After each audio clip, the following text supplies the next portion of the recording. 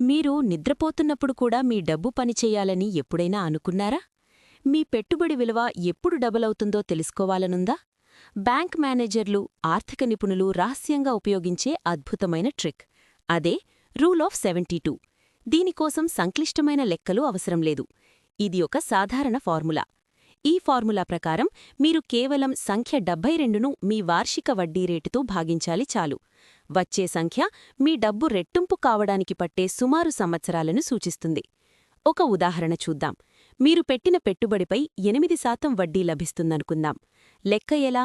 72ను 8తో భాగించండి. వచ్చేది 9. అంటే మీ డబ్బు సుమారు 9 సంవత్సరాలలో రెట్టింపవుతుంది.